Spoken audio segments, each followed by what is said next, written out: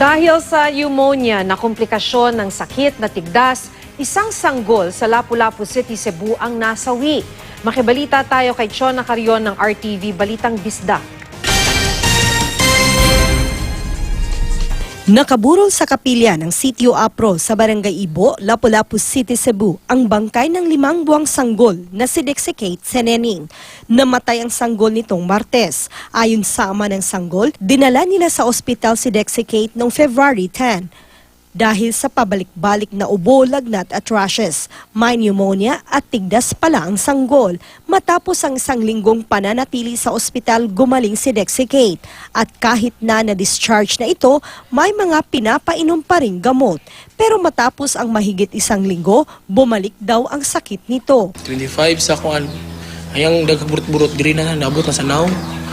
Ito pagkaugma, kay pacheck-up na mo sa karahay, gibalibaran mo sa karahay. Ular ko na may sa suto. Minsan balik na sa mito sa suto.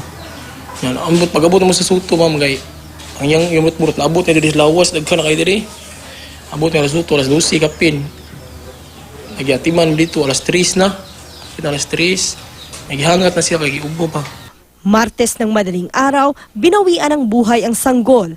Base sa death certificate ng sanggol, pneumonia na komplikasyon ng tigdas ang sanhi ng kanyang pagkamatay. Grabe, di ko kadawa sapit mamay. Sakit kistaran, harap-harapan, ginako nga namatay ko anak.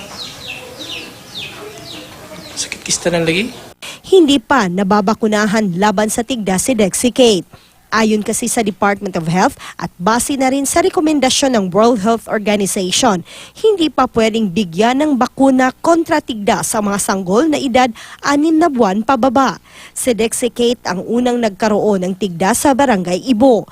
Magbibigay raw ng tulong pinansyal ang mga opisyal ng barangay sa pamilya ng biktima.